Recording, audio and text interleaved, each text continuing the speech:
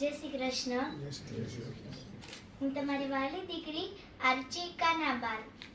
મારા મમ્માએ એક બુક્સ વાંચેલી કે જેમાંનો મારે તમને પ્રસંગ કહેવો છે. તમને એમ થતું હશે કે હું દર વખતે આવીને મારા મમ્માનું નામ લઉં છું કે મારા મમ્માએ વાંચેલી બુક્સમાંથી તમને સાર કહું છું, પણ એવું નથી. મારે ટાઈમ નથી મળતો. સ્કૂલ, ટ્યુશનમાં અને હોમવર્ક હોય છે તેથી ટાઈમ નથી મળતો અને મારે વાંચવું જ જોઈએ. એટલે હું વેકેશનમાં વાંચીશ અને પછી એનો સાર તમને હું કહીશ, રજૂ કરીશ. તો હવે આપણે મેઇન મુદ્દા ઉપર આવીએ કે એક યુવાન બેંકમાં નોકરી કરતો હતો અને તેને ફોટોગ્રાફીનો બહુ શોખ હતો.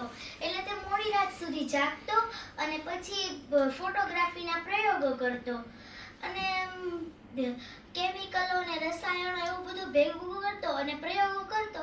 એટલે તેની આંગળીઓ કાળી પડી ગઈ હતી. એટલે રોજ એ બેંકની નોકરીમાં જાય એટલે રોજ એના મેનેજર સાહેબ જોવે કે એની આંગળીને જોઈ અને મોઢું બગાડી જાય.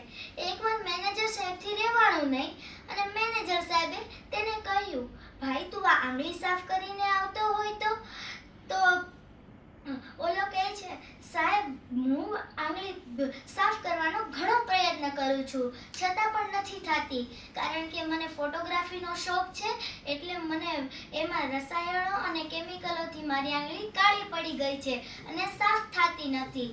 તો મેનેજર સાહેબ વધારે ગુસ્સે થઈ ગયા અને તે કહેવા લાગ્યા કે જો તારી બેંકની નોકરી રાખવી હોય તો તું ફોટોગ્રાફીના પ્રયોગો છોડી દે અને જો તારે ફોટોગ્રાફીના પ્રયોગો ચાલુ રાખવા હોય તો તું બેંકની નોકરી છોડી દે. એ માણસને લાગી આવ્યું અને એ માણસે પોતાનો 1 મિનિટ પણ વિચાર્યા વગર પોતાનો રાજીનામાનો લેટર આપી દીધો.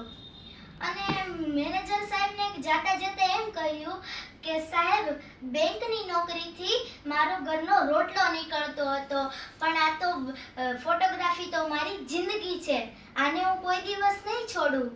અને એમ કહીને તે ઘરે વયો ગયો અને ઘણી ગરીબાઈ ભોગવી, ફૂલ ગરીબાઈ ભોગવી અને છતાં પણ તેમને હિંમત ના હારી.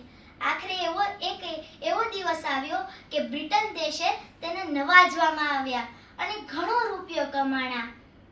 અને તે બીજી કોઈ પર્સનાલિટી ન હતી પણ એ તો જ્યોર્જ ઈસ્ટમન કોડાક હતા, જે આપણે કોડાક કંપનીના કેમેરા વાપરીએ છીએ ને એ જ કોડાક. જય શ્રી કૃષ્ણ.